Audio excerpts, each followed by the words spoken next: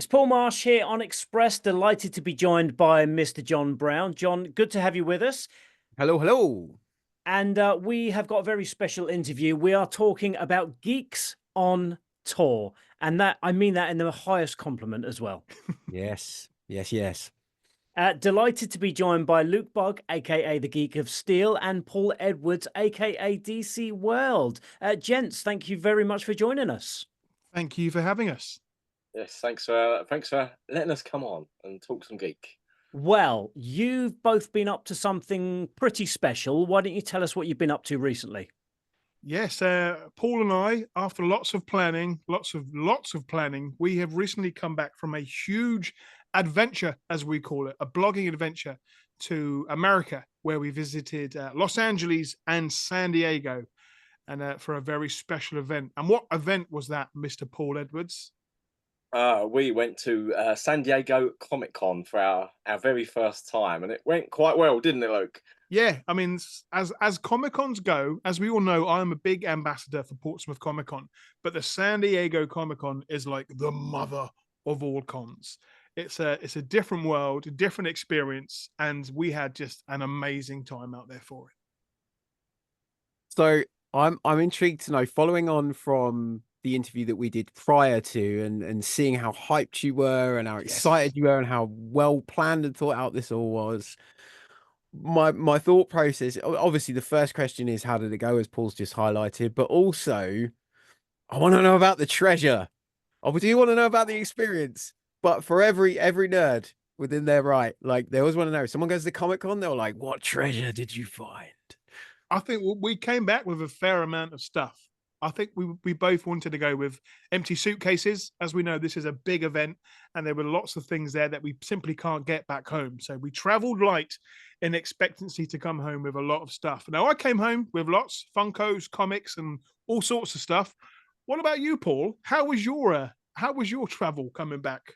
I did come home with an extra bag or so and case, but it was well worth paying the extra to get it all home. It was just one of them things. It didn't spiral out of control, but we got a lot of merch, and every night I was taking photos of the bed of like the stuff we'd got for the day, and it's like okay. And then after 2-3 days, this was building up. I was like, I got to pack all this, and as Luke said, I was packing the master in my cases. It was impressive. Paul and I shared a room, and I was just chilling out on my bed, just like watching Paul look at all the stuff that he'd bought. And it's like the beds weren't small, and his bed was filled with books, t-shirts, Funko Pops, action figures, all the stuff that you would expect to buy at a con.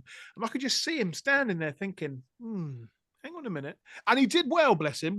Watching Paul pack a suitcase is like watching a man on like level 150 of Tetris.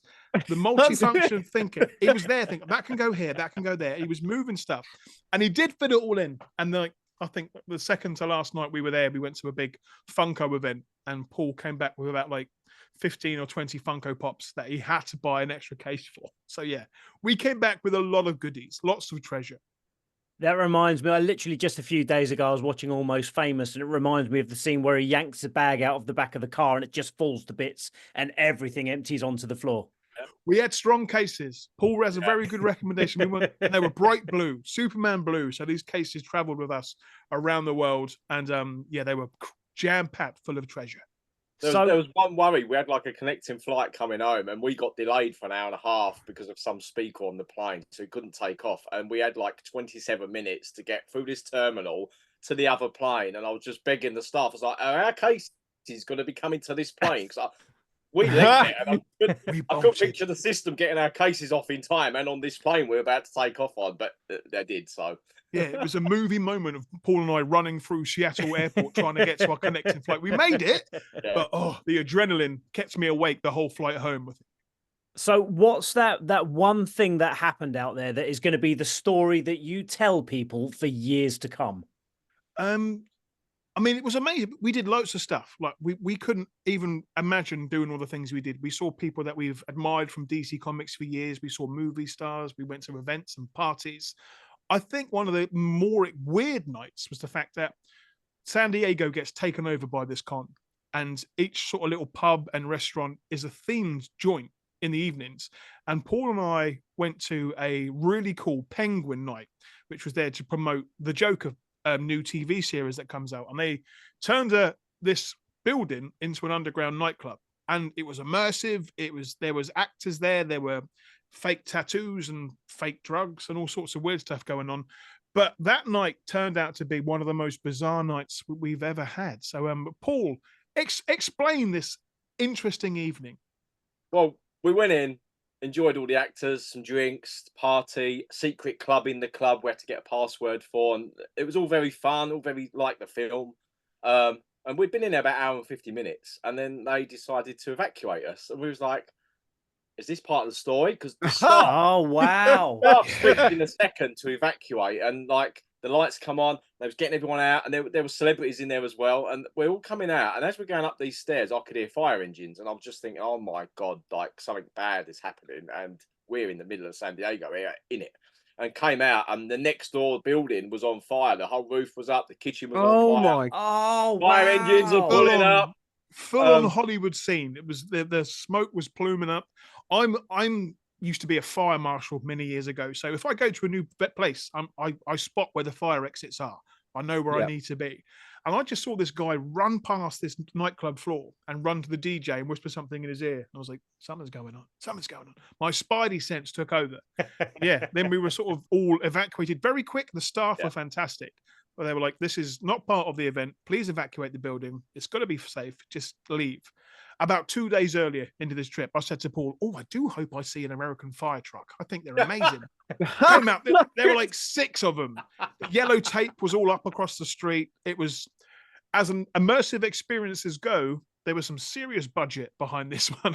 Yes. Oh, You know, I was literally just thinking that kind of when you put yourself in that immersive experience, that again, the thing that pops into my head is Scream 2. When you know, the opening scene of Scream 2 is it part of the immersive experience? Nope, this is actually happening. Yeah. And it was like, okay, we're getting out. And yeah, it was very quick. They opened up the event a few hours later, but it certainly made that night very memorable. So I think they're quite a few hours behind us. So when we got out, like, we knew that people back home were following our adventures. So we wanted to make sure that everyone back home knew we were safe.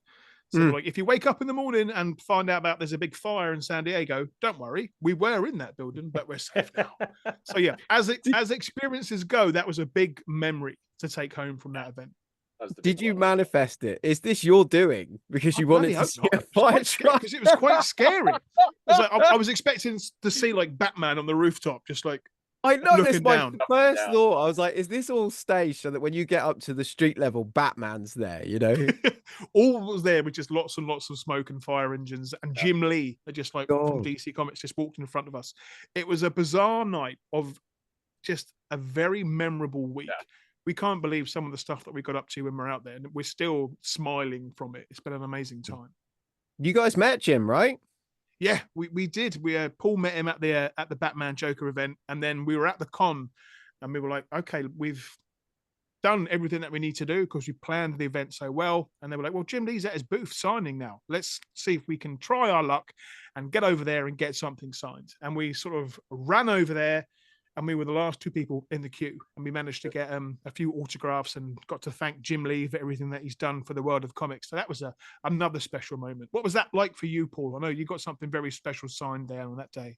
Oh, I loved it. It was like, because it was the day after the DC were doing some amazing stuff with the Superman merch and things like that, and stuff was selling out really quick. And then the day Jim Lee was there, the night before, they announced the new DC logo, which was the old DC logo. It's back again. I'm happy about that. The good one. Yes. And that was literally walking away from the Jim Lee. He'd done some signings for us, and they was giving out these nice white postcard with the new logo on. So I quickly slid back to Jim. I was like, oh, can I get one of these signed as well? And it done a nice, I've got it in the bag somewhere here. But just a nice white postcard with a logo and his autograph on. So I shall cherish that. I've got some artwork of his as well, so that can stay with that somewhere. John, one last question from you.